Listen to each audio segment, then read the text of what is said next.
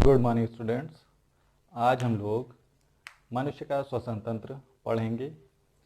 श्वसन तंत्र में कौन कौन से अंग उपस्थित होते हैं। मुख्य जो मनुष्य का श्वसन अंग होता है वो होता है फेफड़ा। इसके अलावा जिन जिन मार्गों से वायु प्रवेश करती है फेफड़ों तक, उन सभी को श्वसन अंग के अंतर्गत रखा गया है। जैसे नाक या नासिका, नासिका मार्ग या नासा मार्ग, घाटी या ग्लॉटिस, श्वास नली, श्वसनिया इत्यादि ये सब अंग होते हैं जो मनुष्य के श्वसन अंग कहलाते हैं। लेकिन जो प्रमुख श्वसन अंग होता है वो फेफड़े होते हैं, जो मनुष्य की वक्ष गुहा में डायाफ्राम के ऊपर 2 की संख्या में स्थित होते हैं। मनुष्य के श्वसन तंत्र में जब वायु नासिका से,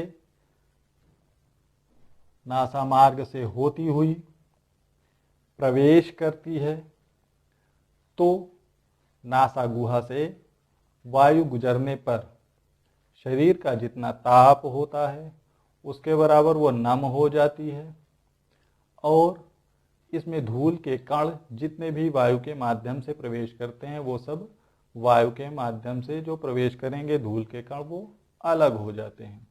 और अलग होने के पश्चात नासिका या नासा मार्ग आंतरिक नासा द्वार द्वारा ग्रसनी में खुलती है। ये यहाँ पर ये जो वायु नाक के माध्यम से नासा मार्ग से होती हुई प्रवेश करी वो ग्रसनी में आती है। यहाँ पर एक संरचना होती है छोटे से छिद्र के समान जो घाटी कहलाती है, या इसे ग्लॉटिस भी कहते हैं।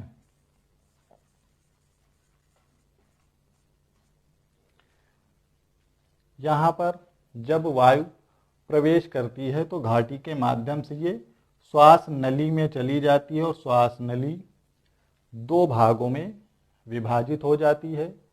दोनों श्वास नलियां दोनों फेफड़ों में प्रवेश करती हैं और प्रवेश करने के पश्चात जो भी वायु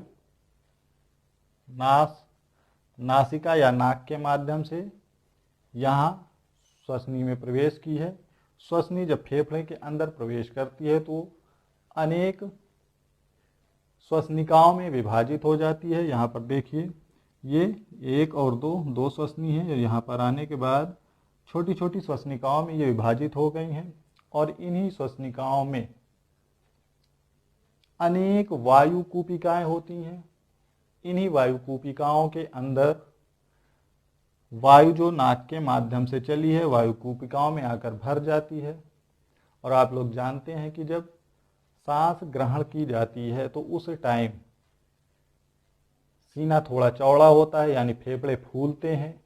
जब फेफड़े फूलते हैं तो ये जो डायाफ्राम होता है थोड़ा नीचे जाता है, लेकिन जब सांस छोड़ी जाती है तो सीना अपनी सामान्य अवस्था में फेफड़ा अपनी सामान्य अवस्था में आ जाता है।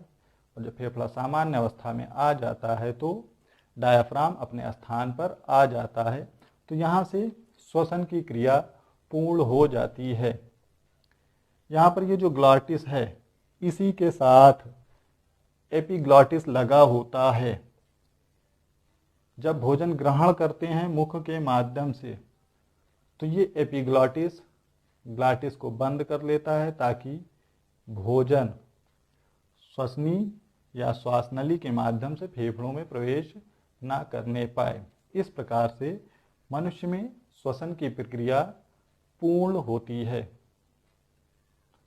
तो बच्चों आप इस डायग्राम को अपनी कॉपी पर बना लीजिएगा, और उसके बाद जितनी प्रक्रिया हमने बताई है श्वसन की, कहाँ से वायु प्रवेश करती है, कहाँ जाती है और कहाँ पर जाकर समाप्त होती है, यानी वायु ठहरती है या रुकती है, उसको पूरा अपनी कॉपी पर लिख लीजिएगा।